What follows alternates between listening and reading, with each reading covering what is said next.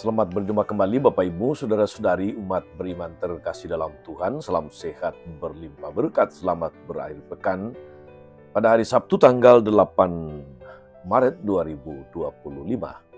Saya mengajak kita sekalian saudara-saudari merenungkan kutipan Injil Lukas bab 5 ayat 27 sampai 32. Kita mendengarkan sabda Tuhan. Dalam nama Bapa dan Putra dan Roh Kudus. Amin. Sekali peristiwa, Yesus melihat seorang pemungut cukai yang bernama Lewi sedang duduk di rumah cukai. Yesus berkata kepadanya, "Ikutlah aku." Maka berdirilah Lewi dan meninggalkan segala sesuatu, lalu mengikuti dia. Lalu Lewi mengadakan suatu perjamuan besar untuk Yesus di rumahnya. Sejumlah besar pemungut cukai dan orang-orang lain ikut makan bersama-sama dengan dia. Orang-orang Farisi dan ahli-ahli Taurat bersungut-sungut kepada murid-murid Yesus. "Mengapa kamu makan dan minum bersama dengan pemungut cukai dan orang berdosa?" Lalu Yesus menjawab kepada mereka, "Bukan orang sehat yang memerlukan tabib, tetapi orang sakit. Aku datang bukan untuk memanggil orang benar, tetapi orang berdosa, supaya mereka bertobat." Demikianlah sabda Tuhan. Bapak Ibu Saudara-saudari umat beriman terkasih dalam Tuhan.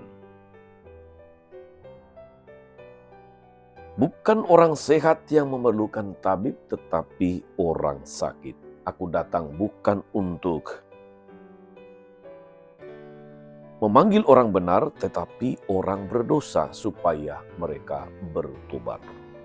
Pernyataan Yesus ini, saudara-saudari, merupakan pernyataan yang populer yang menunjukkan siapa Yesus dan bagaimana sikapnya terhadap orang-orang berdosa. Saudara-saudara, kita perlu pahami ini, bahwa dalam budaya masyarakat Timur Tengah, seseorang itu dapat masuk ke dalam kemah atau lingkungan musuhnya, misalnya dalam pesta suku, tapi ia tidak akan makan, dia tidak akan ikut minum.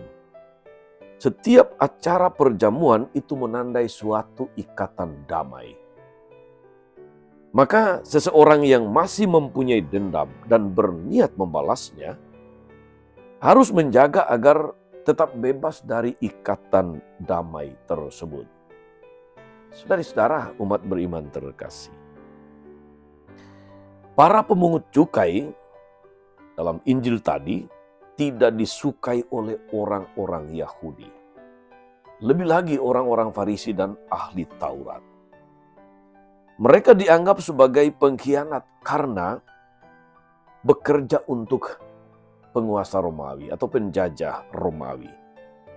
Dalam pergaulan mereka biasanya disisihkan, dikucilkan atau dipandang sebelah mata.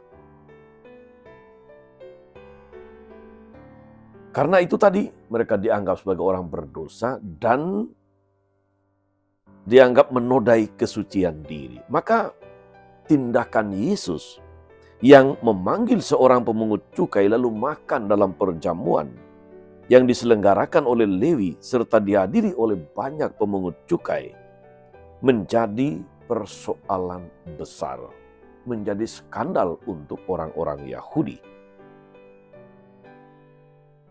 Guru baru dengan karisma besar, Yesus, dia tidak layak bergaul dengan kalangan pendosa ini. Itu pikiran mereka. Itu sikap mereka. Maka saudara-saudari di sini kita melihat dua cara pandang yang berbeda. Tentu dua cara pandang yang berbeda ini juga membawa konsekuensi yang berbeda. Para pemungut cukai itu jelas kaum pendosa, tetapi Yesus melihat mereka sebagai sahabat yang keliru dan perlu diluruskan, perlu diselamatkan. Sementara orang-orang Farisi dan ahli-ahli Taurat melihat mereka sebagai musuh yang harus dijauhi, musuh yang harus dihukum.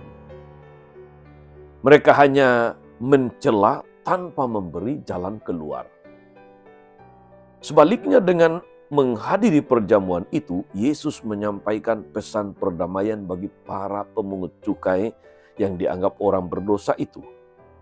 Mereka diterima dalam kerajaan keselamatan asalkan mereka bertobat dan dari cara hidup mereka yang salah.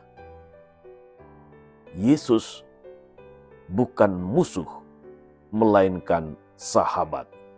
Walaupun sangat tajam, nasihat seorang sahabat jauh akan lebih didengarkan. Dari saudara umat beriman terkasih dalam Tuhan, kita juga mungkin melihat ketidakberesan dalam hidup bersama kita sebagai umat beriman.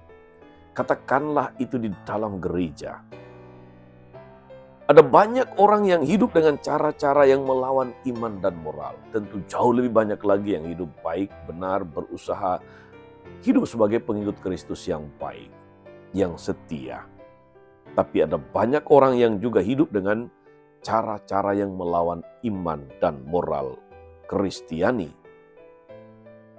Ada korupsi, ada penyalahgunaan wewenang dan jabatan, ada manipulasi, mungkin juga ada nepotisme, ada selingkuh, pemerasan, dan sebagainya. Saudari-saudara, umat beriman terkasih dalam Tuhan. Pertanyaan untuk layak kita renungkan hari ini adalah, cara apa yang ingin kita terapkan kalau mau mengubah keadaan tersebut? Cara macam apa? Pengalaman menunjukkan saudara-saudari, seseorang yang paling bersalah sekalipun, dia akan membela diri kalau diserang dari luar. Bahkan semut sekalipun kalau diinjak juga akan menggigit. Betapapun kritik dan saran perubahan itu sesuatu yang benar. Kritik dan saran perubahan itu akan jauh lebih didengarkan ketika sang pembaharu menjadi bagian dari mereka.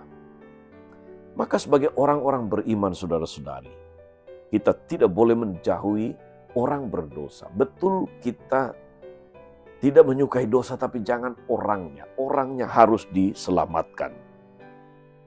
Dengan menerima mereka, kemungkinan untuk mengubah pola yang salah itu menjadi lebih terbuka lebar. Mungkin ada yang menolak, tetapi pendekatan penuh permusuhan justru lebih menutup pintu perubahan. Lawanlah dosanya, tetapi terimalah orangnya. Sebagaimana Yesus membenci dosa, tetapi dia mencintai para pendosa yang mau bertobat. Inilah saudara-saudari yang mesti juga kita renungkan sepanjang masa Prapaskah ini. Adakah kita suka menghakimi? Adakah kita suka menghukum orang-orang yang kita anggap berdosa atau bersalah? Mengucilkan mereka dari kebersamaan, dari pergaulan. Moga-moga apa yang dikatakan Yesus hari ini, bahwa dia datang untuk memanggil orang-orang berdosa, bukan orang-orang benar. Bukan orang sehat yang memerlukan tabib, tetapi orang sakit. Mari saudara-saudari, kita merenungkan, menghayati pesan Yesus yang luar biasa ini, supaya sebagai orang-orang Kristiani kita tidak hanya kagum dengan sikap, dengan tindakan Yesus terhadap orang berdosa, tetapi kita juga larut dalam gerakan Yesus untuk menyelamatkan orang-orang berdosa. Tuhan Yesus memberkati. Amin. Tuhan Yesus Kristus, kami bersyukur atas firman-Mu yang sungguh meneguhkan kami, para pengikut-Mu juga yang penuh dengan macam-macam kelemahan dan dosa. Tapi seringkali kami suka menghakimi, kami suka menghukum, kami suka mengucilkan, menjauhkan orang-orang yang kami anggap bersalah. Kuatkan kami agar kami mampu mengambil sikap-sikap yang bijaksana untuk membawa orang kembali kepadamu, dan tidak dengan cara menghukum, menghakimi, mengucilkan, dan tindakan-tindakan yang tidak akan membawa perubahan yang lebih baik. Terpujilah nama-Mu sepanjang segala masa. Amin. Saudari-saudara sekalian, berkat Allah turun atas saudara-saudari, atas mereka yang kita doakan atau kita janjikan doa. Mereka yang sakit dan menderita, segala rencana, karya, dan pelayanan hari ini. Bapa dan Putra dan Roh Kudus. Amin. Tetap sehat, teruslah menjadi berkat.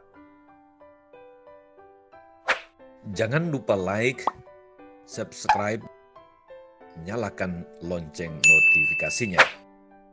Salam 52, Tuhan memberkati.